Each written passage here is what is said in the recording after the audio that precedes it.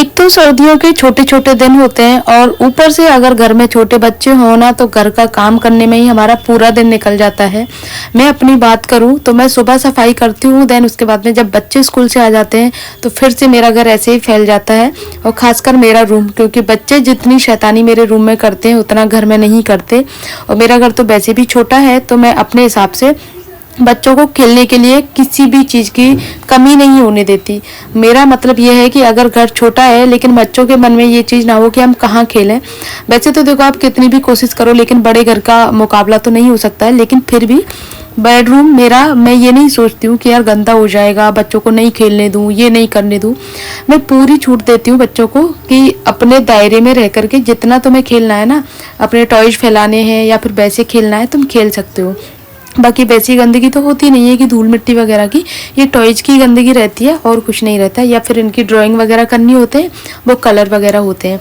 तो फिर बच्चे, अगर ये बात बताओ, सर्दी पड़ रही है इस टाइम पे और स्कूल टाइम से अगर फ्री मिलते हैं बच्चों को वर्क वगैरह करके तो बच्चे खेलेंगे, क्योंकि बाहर खेल नहीं सकते, परिक्रमा का रोड है और वैसे भी सारे दिन व्हीकल चलते रहते हैं और ठंड भी बहुत ज़्यादा है। और यहाँ आसपास हमारे कोई ग्राउंड वगैरह भी नहीं है कि बच्चे खेल सकें। तो मैं अपने रूम में ही बच्चों को सारी चीज़ें फैला के दे देती हूँ कि तुम भाई खेल लो यहाँ पे। अब देखो ये सारे टॉयज है ना, इसने फैला रखे थे, तो पहले सारे टॉयज मैंने इससे भरवाए। देन उसके बाद में फिर अपना बेड पूरा साफ़ किया, क्योंकि इसने पेंसिल शार्प कर करके ना बेड पे फैला दी थी। उसको साफ़ कर करके और उसके बाद में कंबल भी मैं अभी बिछा दूँ, क्योंकि दिन में थोड़ी देर के लिए लेटना होगा ना मुझे, तो मैं लेट लूँगी। यहीं पे बिछा देती हूँ, अच्छा भी लगता है और बच्चों को भी दिक्कत नहीं होती।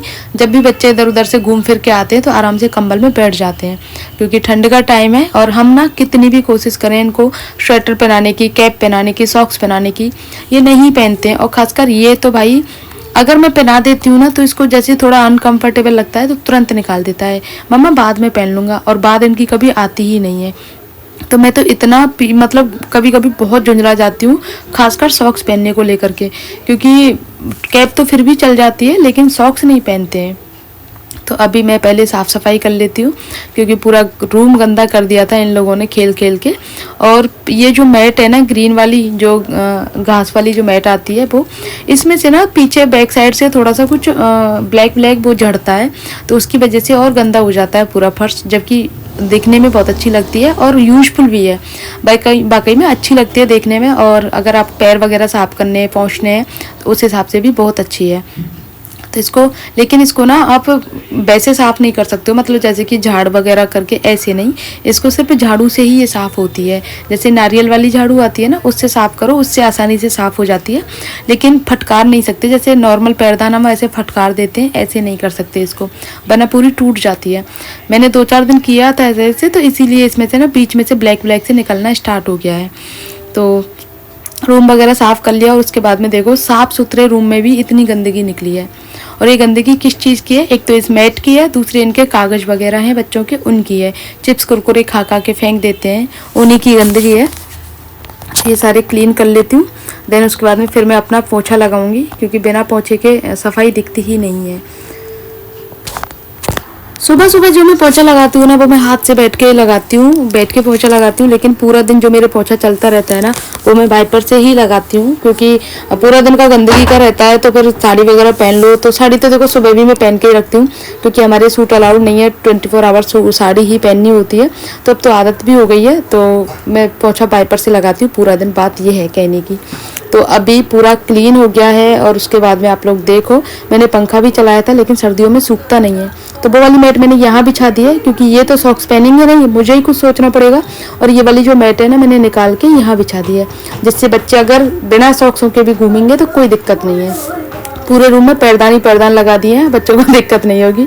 और ये देखो कैसे मटक रहा है। तो गाइस आज मैं आई हूँ काफ़ी टाइम, यानी कि कितने महीने बाद मैं छत पे आई हूँ, और धूप भी इतनी तेज है कि आंखें नहीं खुल रही हैं। बंदरों की वजह से लगा है। नीचे धूप नहीं लग रही थी बिल्कुल भी, मैं बालकनी में बैठी थी, थोड़ी देर सोचा था बैठ जाऊंगी, लेकिन धूप नहीं लग रही थी। अब ऊपर आई हूँ, यहाँ पे मैंने दरी बिछा ली है, और उसके बाद में फिर आप बैठेंगे आराम से, थोड़ी देर रेस्ट करेंगे, फिर हर्षित के आने का टाइम हो जाएगा, तो इसको लेके आई हूँ। ये बंदरों की निगरानी कर रही है और मैं बैठी हुई हूँ।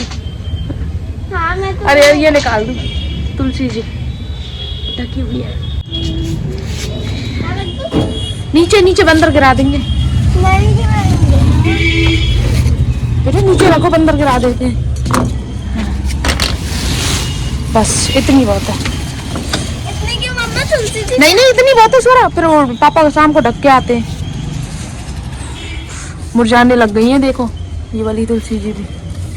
बंदरों की वजह से ना जाल से कवर कर रखा है, लेकिन फिर भी बंदर। हटना बेटा। आज क्या वार है स्वरा? आज है शुक्रवार। शुक्रवार आज नहीं तोड़ते बेटा, आज नहीं, इतना खुला रहने दे इसको, ठीक है। और ये देखो छतों पे ना सब लोग अपनी अपनी छतों पे हैं, क्योंकि धूप की वजह से काफी दिन में धूप निकली है ना आज, इसीलिए। हाँ, और सबके कपड़े सूख रहे हैं छतों पे देखो। मम्मी कपड़े धो रहे हैं, कुछ लोग नहा रहे हैं। इनका एक समझ नहीं आता है, धूप ही इनके लिए नहाने जैसे उसका घर है क्या धूप इनका।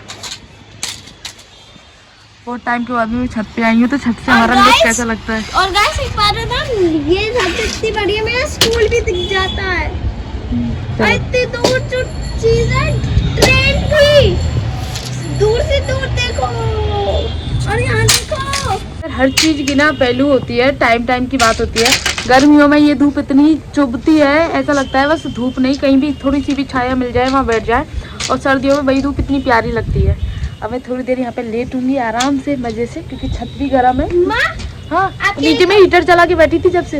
मम्मा मैंने वो यहाँ बंदों की रखवाई कर रही हूँ। अच्छा, तो आप लेटोगी ना, तो इस स्टॉल की बजाय में कंबल लियो। नहीं मेरे, अरे नहीं, आप लेट रही हो ना। नहीं जी कंबल लायक नहीं है। मैं तो धूप में वैसे हालत खराब हो जाएगी, स्टॉल ओढ़ के लेटूंगी थोड़ी देर के लिए। बहुत टाइम मैं छत पे आई थी ना, तो ऐसे अच्छा लग रहा है। अब भी ठंड लग रही है, थोड़ी हल्की हवा तो चल रही है, क्योंकि हवा है ना यहाँ पे, इसीलिए। बाकी हर्षित आ जाएगा थोड़ी देर, फिर उससे कहेंगे ना हम छत पे गए थे, मम्मा मुझे नहीं लेके गए, वो आने की जिद करेगा। तो भाई अभी बना रही हूँ मैं बाजरे की खिचड़ी, क्योंकि सर्दियों में बनती है सबसे ज्यादा। तो इस सीजन की ना पहली बार बन रही है खिचड़ी, पहली बार ठाकुर जी का भोग लगेगा। तो इसमें मूंग की दाल भी डली है, बाजरा भी डला है, क्योंकि बाजरे की तो बनती है तो इसीलिए। और इसको पहले मैंने सारी चीजें डाल दी है इसमें, नमक वगैरह। तो जब तक इसमें उबाल आएगा तब तक इसको मुझे ना कंटिन्यू चलाते रहना है, वरना फिर ये चिपक जाएगी और इसमें डली पड़ जाएगी, इसीलिए। और ये करते करते मुझे याद आया गाइस, मैंने ना यहाँ पे घी के लिए घी निकाल के रखा था। घी चलाना है मुझे, क्योंकि घर की घी में ही अच्छी लगती है ना ये वाली खिचड़ी। और यहाँ पे मैंने पापा के लिए सब्जी पराठे सेक के रख दिए हैं। तो पहले मैं घी चला लेती हूँ, क्योंकि फिर घी गर्म करने में भी टाइम लगेगा, साथ में ये काम भी करती जाऊंगी और ये काम भी करती जाऊंगी। पहले घी गरम कर लेती हूँ, सॉरी घी निकाल लेती हूँ मलाई में से। तो मैंने ना पहले ही मलाई निकाल के रख ली थी, जिससे कि नॉर्मल हो जाए।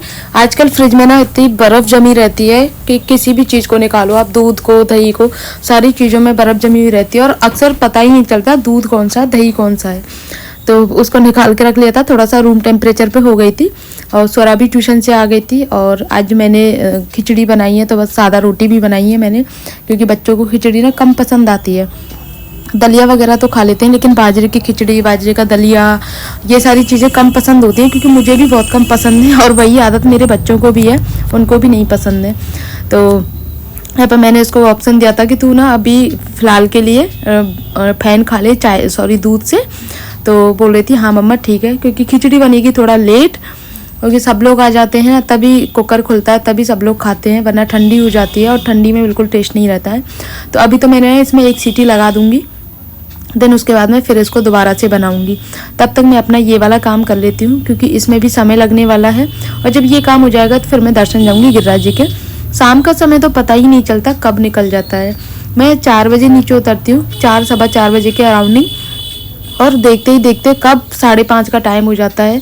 और 5:30 बजे जैसे ही मैं जाने का सोचती हूँ तो अंधेरा हो जाता है। आजकल अंधेरा भी बहुत जल्दी हो जाता है। और फिर जिस मार्केट से मैं जाती हूँ वहाँ पे गाय वगैरह रहती है, तो फिर डर लगा रहता है, बच्चों को लेके जाती हूँ इसीलिए। तो मेरा कोशिश यही रहती है मेरी कि मैं दर्शन करने जाऊँ गिरिराज जी के, तो थोड़ा सा टाइम से जाऊँ, जिससे कि आने में मुझे अंधेरा ना हो जाए। जब घी निकल जाता है ना, तो ये वाला जो रहता है ना, इसको मक्खन बोलते हैं, और इसको निकालने में मुझे सच में बहुत मज़ा आता है। ये इसकी डली बनती है और ऐसे ही हाथ में उछालते हैं ना, वो चीज़ मुझे बहुत अच्छी लगती है। तो ठीक ठाक घी निकल गया था, जितना मलाई थी उसके अकॉर्डिंग निकल गया था। तो मैंने पूरा पहले इस तरह से कर लिया, देन उसके बाद में पूरा छलनी से छान लिया, क्योंकि एक्स्ट्रा जो छाछ रह जाती है ना वो सारी निकाल देती हूँ मैं।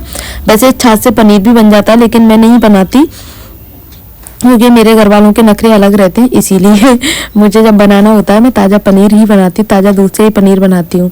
बाकी मैंने देखा है लोगों को ऐसे वीडियो में भी देखा है, वैसे भी देखा है, इससे पनीर बना लेते हैं। जो ये छाछ निकल रही है ना नीचे की, इससे इसमें नींबू डाल के बना लेते हैं। क्योंकि मलाई दूध ही तो रहता है, तो दूध में थोड़ा सा नींबू डाल दो, देन उसके बाद में निकल जाती है। तो यहाँ पे जितनी घी था वो ऊपर रह गया है, और जो नीचे छाछ थी वो सारी निकल के एक साइड हो रही है।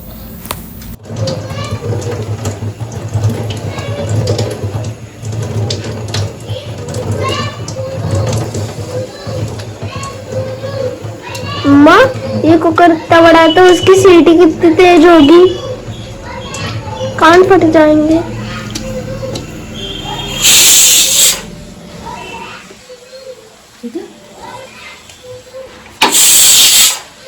इसकी सीटी तेज नहीं रहती, जो बढ़िया क्वालिटी के कुकर होते हैं ना, हाँ, उनकी सीटी तेज नहीं होती।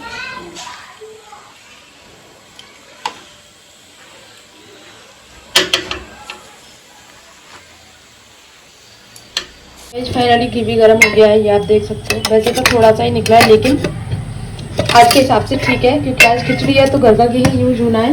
बाकी इसमें अभी सीटी बाकी है, तो इसको होने देते हैं। आप चलते हैं ऊपर, क्योंकि किचन का काम हो गया हमारा कंप्लीट। और कितना टाइम हो गया आप लोगों को बता दूं, टाइम हो गए 6 बज गए हैं। और 6 बजे देखो कितना अंधेरा हो जाता है, बाहर बिल्कुल अंधेरा हो रहा है गाइस। देखो इसमें भी देखो परिक्रमा चल रही है, देखो